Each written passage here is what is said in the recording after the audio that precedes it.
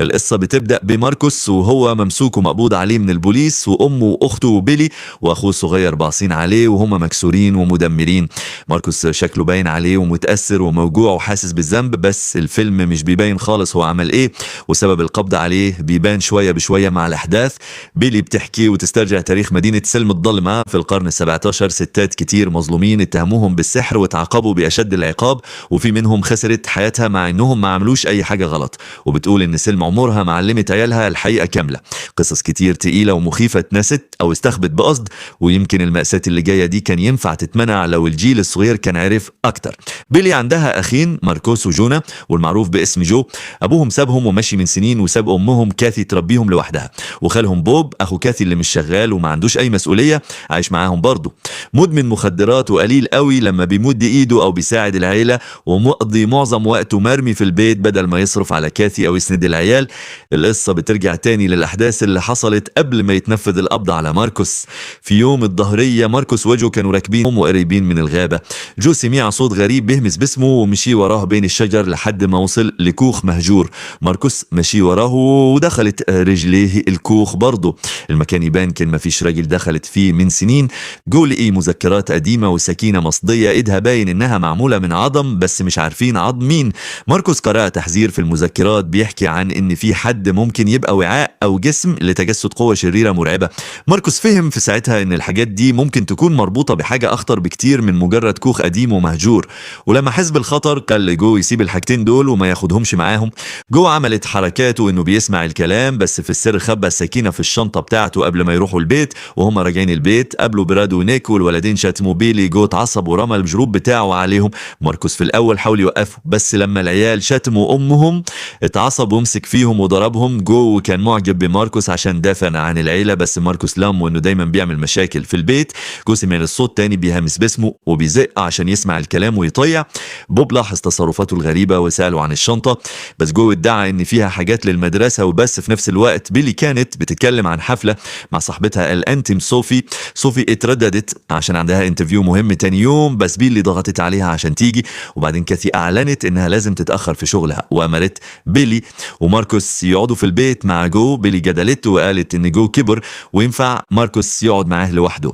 كاثي رفضت وبدأت بيلي وماركوس يشتموا في بعض قدام جو.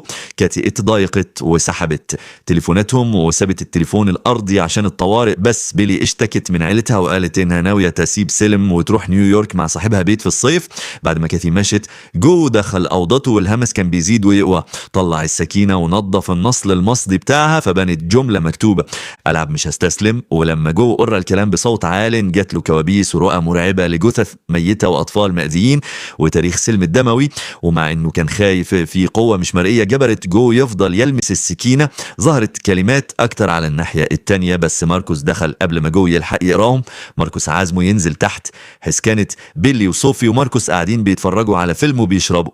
جو قعد معاهم، بس الصوت الشيطاني فضل يأمره يخلص اللي بدأه، ومحدش لاحظ قد ايه هو بقى متوتر ومرعوب. وفجأة حد خبط على الباب. ماركوس شك ان براد ونيك رجعوا عشان ينتقموا، بس اللي طلع واقف على الباب كان بيت. بيلي وصوفي كانوا بيستعدوا للحفلة وكانوا فاكرين ان ماركوس هيقعد مع جو، بس بيت شجعه يجي معاهم. وبما ان بوب في البيت ماركوس اقترح يسيبوا جو مع خالهم كام ساعة، بس القوة اللي مسيطرة على جو رفضت تخليهم يمشوا. وفجأة جو اعلن ان محدش رايح في اي حتة. ماركوس حاول يهديه وشرح له ان بوب هيقعد يلعب معاه فيديو جيمز، بس جو رفض وقال انه عايز الكل يلعب لعبة تانية خالص، وهددهم انه هينادي كاسي في التليفون ويفضح بيلي وماركوس انهم ما سمعوش كلامها، وعرض عليهم اتفاق يلعبوا لعبة واحدة معاه وساعتها هيخليهم يروحوا الحفلة من غير ما يقول لأمهم. الكل افتكر ان جو بيتصرف زي العيال العنيفة والسخيفة. بوب رفض، بس جو هدده انه هيقول لكاسي انه كان بيسرق فلوس من شنطتها، ولانه خايف يتفضح بوب وافق بقلة حيلة. ماركوس وبيلي وصوفي وبيت وبوب وافقوا في الاخر يلعبوا لعبة جو، وهم مش عارفين انهم داخلين في طقوس خطيرة مربوطة بالسكينة وبماضي سلم المنسي. جو شرح أول قاعدة إن كل واحد لازم يكرر الكلام المحفور على السكينة: ألعب مش هستسلم. صوفي قالت الجملة الأولى وبعدها الكل كررها وراها وهما بيتكلموا. النور فضل يرعش وحصلت خيالات ولخبطة في البيت كله، ومحدش فيهم فهم إنهم بكده بيحضروا وبيكملوا طقوس السكينة. جو طلع السكينة وماركوس عرفها من الكوخ المهجور. ماركوس أخدها منه وأمره يبطل يتصرف بغرابة. بيلي خلصت اللعبة ومشيت بيلي وبيت وصوفي عشان يروحوا حفل بيلر عند مكان المشنقة، وماركوس قاعد مع جو وبوب. بعد ما مشيوا الصوت أمر جو يخلي ماركوس يقرأ الكلام المكتوب. جو فضل يطلب من ماركوس يكرر الكلام، وعشان يهديه ماركوس قرأ: ألعب مش هستسلم. جو صمم إنه يقرأ الناحية الثانية. ماركوس قلب السكينة وقرأ: قل لي يا شيطان، هو أنا اللي علي الدور. وفي اللحظة اللي خلص فيها مشت قوة غير طبيعية في البيت. ماركوس شاف رؤى مرعبة والشيطان دخل جسمه وخلاه الوعاء الجديد بتاعه. ماركوس أغمي عليه ووقع، وفي نفس الوقت جو اتفك من التأثير بتاعه. ماركوس صحي في السرير وجو شرح له انه اغمي عليه، وبوب شاله وطلعوا فوق. بوب كان عايز يوديه المستشفى بس جو منعه عشان بوب كان سكران ومش هيعرف يسوق. جو قال ان السكينة حاسسها غريبة ولازم تتدمر. ماركوس عمل نفسه موافق بس فضل يسأل هي فين. جو اعترف انه خباها تحت سريره. ماركوس قال له يروح ينام وبعدها جاب السكينة. جو لاحظ انها اختفت ولقى ماركوس قافل على نفسه الأوضة. ترجاه يفتح الباب بس ماركوس ما باش بيرد عليه بطريقة طبيعية. ومع سيطرة الشيطان عليه ماركوس حفر حرف اكس كبير على اورته، نفس العلامة اللي كانت على الولد الغريب في الرؤى بتاعتهم، وتصرفاته بقت مش بشرية خالص. ولما ماركوس طلع جو صح بوب وحذره ان في حاجة غلط. بوب ماشي وراه بعد ما شاف ماركوس برا ومسك السكينة. ماركوس كان رابط حبل حوالين شجرة وعمل مشنق، ولما بوب قرب ماركوس اعلن انهم هيلعبوا لعبة المشنق. حط المشنق حوالين رقبة بوب وقال انه بيفكر في كلمة من 4 حروف. بوب فكره انه خاله بس الشيطان طنشوه. بوب خمن حرف الاتش صح بس التخمين اللي بعده حرف الاي طلع غلط. جو ترجاه يوقف بس ماركوس شد الحبل لحد ما بوب خسر حياته. جو قاعد يتفرج وهو عاجز قبل ما يهرب.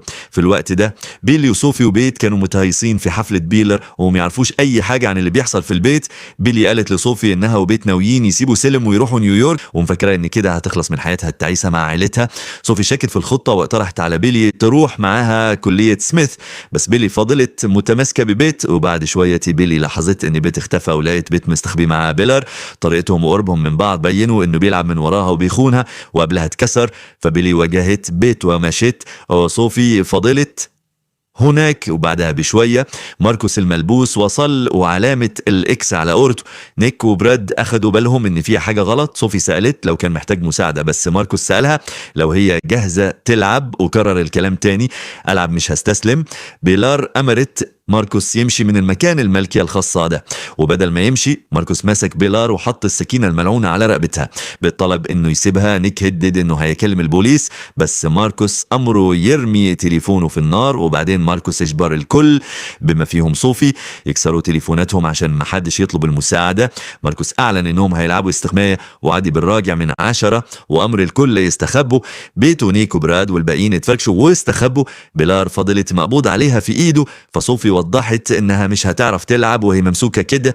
بيلار عملت نفسها عايزة تشترك وترجت ماركوس يسيبها. سابها وفضل يكمل عد. وبعد ما وصل لرقم 1 ماركوس بدأ يدور ويصطاد في المباني اللي حواليه، وكل ما يلاقي حد يقوله بهدوء قفشتك قبل ما يهجم عليه بالسكينة. والفيلم بيوريه وهو بيتصيد كذا حد الناس اللي في الحفلة من غير ما يبين حد معين من الضحية. في الوقت ده جو لقي بيلي وقالها ماركوس انتهى من حياة الخال بوب بحبل مربوط في شجرة. بيلي رفضت تصدقه وافتكرت دي هزار رخيم. هي عارفة ان ماركوس عنده مشاكل بس مش قادرة تتخيل انه يؤذي خالهم بقصد. وقبل ما جو يقنعها صوفي جريت ناحيتهم والدم مغرقها وشرحت ان ماركوس جه واجبر الكل يلعبوا استخماية وبدأ يصطادهم بالسكينة. بيلي صممت ان ماركوس مستحيل يعمل كده. صوفي قالت انها شافت ده بعينيها ولازم يبلغوا البوليس، وسألت عن تليفون بيلي بس كاتي كانت سحبه منها قبل كده. جو صمم ان اللي بيهجم ده مش ماركوس الحقيقي، وعارف ان السكينة خلت حاجة غير طبيعية تسيطر على اخوه وان ماركوس محتاج مساعدة. وافتكر المذكرات القديمة اللي لقاها جنب السلاح وحاسس انها ممكن تشرح اللعنة وتبين ازاي ينقذوه. بيلي وصوفي مشوا ورا جو في الغابة لحد الكوخ المهجور في الوقت اللي ماركوس فضل يدور فيه في الحفلة. جو لقي المذكرات جوه وإيدها لبيلي. اكتشفت انها كانت بتخص جوانا جود ومكتوبة سنة 1692 بتحذر ان اي حد ينطق الكلام اللي على السكينة بيتحول لوعاء للقوة دي. بيلي قرأت ان اهل سلم اتهموا جوانا انها بتخدم الشيطان وادعوا ان ابنها دانيال اتولد بالسحر، وفي قسيس حكم عليهم هما الاثنين بالاعدام حرقة، بس جوانا صممت انها بريئة وعمرها ما كانت ساحرة. المذكرات بتبين ان اهل سلم خطأ خططوا يعاقبوا جوانا جود وابنها دانيال بالحرق. جوانا عمرها ما مارست السحر، بس اتهموها بخدمة الشيطان ودعوا ان دانيال اتولد بالسحر. ورجال كتير حفروا علامة السحرة على أورا جوانا، ولما خافوا على حياتهم هربت مع دانيال اللي كان عنده 10 سنة للغابة، المكان اللي أهل البلد كانوا بيخافوا يروحوه، وحمايته بقت هي الونس بتاعها. فضلوا مستخبيين لحد ما عيال قاسية كشفوا مكان دانيال، عملوا نفسهم بيلعبوا معاه وحفروا علامة اكس على اورته زي اللي على اورا جوانا، واجبروا دانيال يلعب المشنكة وعلقوه. ولما عاش نزلوه واجبروه يلعب استخماية، وبعد ما لقوه شالوا اسنانه كلها. بيلي اترعبت وقفلت المذكرات، بس جو فكرها انها ممكن تبين ازاي ينقذوا ماركوس. اصوات ملت الكوخ وبتأمر بيلي تكمل، وجوانا كمان ظهرت وامرتها تقرأ. بيلي كملت المذكرات بتشرح ان بالليل العيال فضلوا يجروا ورا جسم دانيال في الغابة بمشاعل مولعة، وفضلوا يعذبوه لحد ما حياته انتهت. موت دانيال دمر جوانا، ومع انها ما كانتش سحرة لما سلم اتهمتها، بس حلفت دلوقتي انها تبقى سحرة وتخلي اللي عملوا كده يشوفوا غضب السحرة الحقيقي. جوانا عملت السكينة الملعونة من عظم دانيال وفرطت التعويذة على النصل بتاعها وودتها للعيال المذنبين، وبعد ما نطت اللعنة استدعوا دانيال تاني، ودانيال اجبرهم يلعبوا نفس الالعاب القاسية اللي عملوها معاه وتحكم عليهم يفضلوا يلعبوا للأبد. بيلي سألت ايه اللي هيحصل للماركوس. جوانا قالت انه هيفضل يلعب ومش هيتسمح له يستسلم خالص، وحذرت ان الموضوع مش بينتهي غير لما دانيال يكسب. ولما بيلي سألت ايه اللي يحصل لو هزموا دانيال، جوانا ضحكت واختفت. ومع ان الفوز ممكن ما ينهيش اللعنة، جو فهم ان تحدي دانيال هو فرصتهم الوحيدة، وافتكر العيال وهما بيلحقوا دانيال بالمشاعل زي لعبة سايد ماكول، وعمل خطة. بيلي وصوفي وجو رجعوا لبيت فليتشر ومعاهم كشافات. بيلي افتكرت جو وهو بيلعب سايد ماكول بالكشاف مع ابوهم، وكان صعب حد يغلبه. جوة البيت جو تحدى دانيال اللي لسه مسيطر على ماركوس في لعبة جديدة. دانيال وافق وسابه يختار.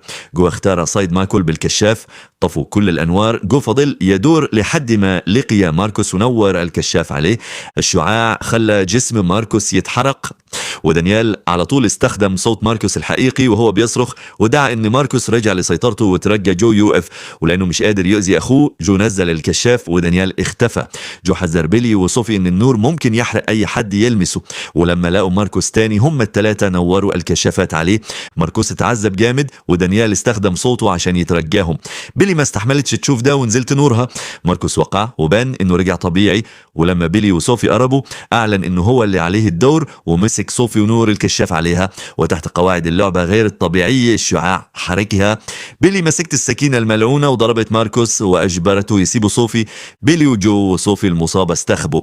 جو حاسس ان السكينة ممكن تكسر اللعنة عشان هي اللي عملتها، وقبل ما يلحقوا يخططوا دانيال اعلن لعبة شد الحبل واستخدم جسم ماركوس عشان يشد جو ناحيته بطريقة غير طبيعية. بيلي افتكرت ان ماركوس بقى وعاء لدانيال بعد ما قرأ النص كامل، وحست ان النقل ده ممكن ينقذ اخواتها، فقررت بقصد العب مش هستسلم. دانيال ساب ماركوس وحاول يدخل بيلي. ماركوس وقع بس جو صحاه واكد انه رجع لنفسه تاني. في الوقت ده بيلي بقت محبوسة في عالم روحي مرعب. دانيال وارواح العيال الضايعة حوطوها وقالوا لها انها لازم تلعب للابد. دانيال حاول يحفر علامة اكس على أورة بيلي عشان يكمل السيطرة عليها. بيلي قاومت وضربته في عينيه وهربت قبل ما يسيطر عليها. صحيت في العالم الحقيقي. ماركوس رجع طبيعي، بس دانيال جه وراها، ولما فشل يسيطر على بيلي بالكامل ظهر بجسمه كولد صغير زي ما كان وقت ما مات. دانيال حبس ماركوس ووجه جوا دولاب وراح ورا بيلي. ماركوس افتكر اللي عمله وهو ملبوس، واعترف انه انتهى من حياة الخال بوب وبيت ولام نفسه. جو صمم ان الشيطان هو اللي كان مسيطر عليه، والتصرفات دي ما كانتش باختياره، وفكر ماركوس ان بيلي محتاجة لهم. ولما سمعوا صريخها كسروا الباب وطلعوا. ماركوس هاجم على دانيال بس الولد غير الطبيعي رماه بعيد.